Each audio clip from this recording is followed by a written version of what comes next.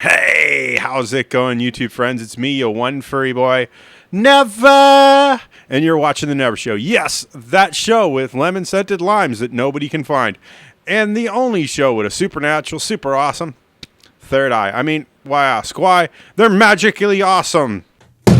Laugh! And this Wednesday again, my friends, I'd like to thank you all again for being my YouTube friends. I love that you guys are starting to give me some honest feedback on my videos. Thank you so much.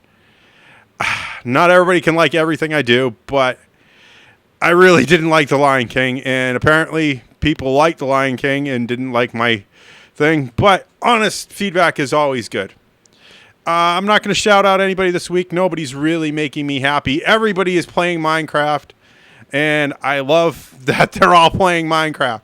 Shout out to Minecraft, okay? And with all that said, you clicked on an impeccable thumbnail. You came here for a movie review, so let's get right into it, shall we?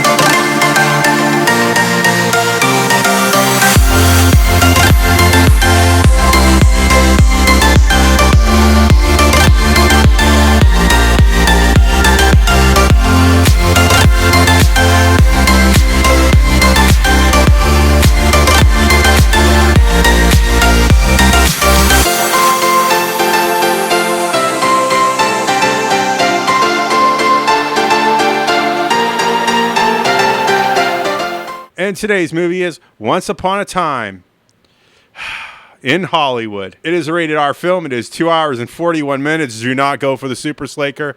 And as for you kids, I'm sorry. Not everything can be an animated movie that kids can watch. Our director and writer was Quentin Tarantino. Leonardo DiCaprio, Brad Pitt, and Margot Robbie are the big stars on this name, but there's some names that I'm going to point out just because they were really great or they passed on. Mike Moe as Bruce Lee, I loved him, but the family has issues with his portrayal and Quentin's depiction of him. And I feel bad because this is somewhat of an interesting movie. And I'm going to shout out Luke Perry because he's passed on. God rest his soul. And he looked really good in this movie before he died. The narrator of the film, Kurt Russell, still has a great voice. Overall, I'm so glad that he was in this, even if he was just a narrator. And Al Pacino as Marvin Schwartz. I loved the character. I just wish there was more of him in the movie, you know? Our production companies were the Bonita Film Group, Heyday Films, Sony Pictures Entertainment, and Viscerona Romantica. Our distributor here in the good old United States of America, God bless America, land that I love, was Columbia Pictures. Lumar Pictures and LiDAR guys did the special effects on this. I've always felt that Quentin Tarantino was more of a practical effects guy, but I see he's starting to move into the more special electronic effects is the way things people like now. And I do miss practical effects. My thoughts on the picture, it's very tonality of it. It's very, it's like Muzak. It's on in the background. You're watching it, but you're not really aware of it kind of feel to the film. And it has this big build and it just keeps building and building. And then there's just this giant fast crescendo and it's over. And you're like, I did ADD a little bit because it is a 2 hour and 41 minute film, but I did kind of like the ending. It's very storybook. Quentin Tarantino didn't let down, but this isn't the, shoot 'em up, bang, bang, death, gore things that you got with Dusk Till Dawn or Hateful Eight. This is more adult. It's like adult contemporary, I think Leonardo DiCaprio and Brad Pitt acted their faces off in this. I don't know. I feel like maybe Quentin slipping a little bit, but then again, a change of pace is nice too. I don't know how to put this.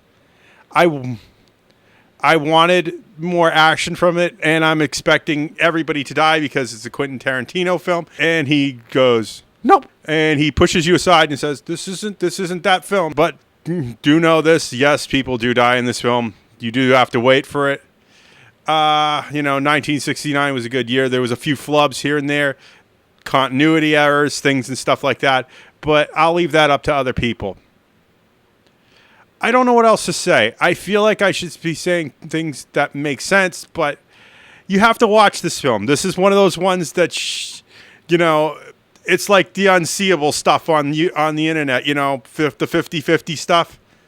You kind of have to watch this. It's a 50-50. It's just interesting for a comedy and a drama. I just wish there was, some stories had more, completion to them. And that's not a bad thing because people are saying this is the Pulp Fiction of 2019. But I like the grittiness and the violence of Pulp Fiction, where this doesn't have the grittiness and the violence of Pulp Fiction. There are several, punch 'em ups, but nothing's like that, It's like comparing swords. Each sword is made by somebody, and that somebody made this sword, and they all do the same thing, but they're different. I don't know what to say. I feel like I've told you everything that I can tell you about this film. So let's just get right down to it. It is an 8.7 on IMDb out of 10. It is an 87.4% on Rotten Tomatoes, which is certified fresh, but I like it when my certifieds are in the 90s. Rotten Tomatoes, please stop that. I want assured freshness. You know what I'm saying? 71% of the audience liked it, and I can see why. It's beautiful. It's simplistic. It has that tonality and that Muzak feeling to you in the beginning, and then all the crazy stuff happens at the end. And it has that beautiful twist ending that you weren't really expecting, because if you know some of the history around the Sharon Tate murders and stuff, and the Manson cult and the Spawn Ranch, you're expecting one thing and you get another. And oh man, you're just not expecting any of this. My thoughts on this. I'm going to say it's a TV watch just because it's a Quentin Tarantino film, but I think this is one of the first Tarantino films that isn't going to be heavily edited to end up on TV. It's very adult, but it's not adult in the way that you think, There's not that heavy adult language. It's more adult. And for courageous smoking and drinking in this film, which, jeez, if everybody smoked like that in the 70s, we'd all be retarded by now. Oh, my gosh. I'm going to say this might be a DVD buy because I can put this on. The old folks at home can watch this. And because there's a little bit of language, but not enough to make it bad. I think this is a theater rewatch. I do want to see this again, just not when I'm trying to review it and take notes and everything.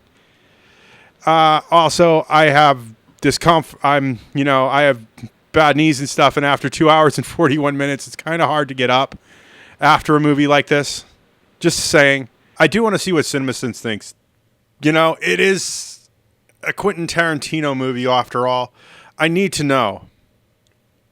It feels like I have that, what did I just watch kind of feeling, and I feel I'm dazed and dazzled from the decadence of a really good film, but I may have glazed over some of the shortcomings of this movie. So, with all that said, I feel we did this film as much justice as I'm going to give it. If you like what you see in here, make sure you hit that like button. It means the video gets shared elsewhere, and more shares means more YouTube friends like you, and that's all I really want. Remember, all comments are 100% guaranteed response. Tell me your realities, your fan fictions, your tales of ennui, your tales of yay. Spill your guts out, whether you like this movie or you hate this movie, and why. I'm truly interested to know what you thought. And I have to ask. I have an Amazon. I have a Patreon.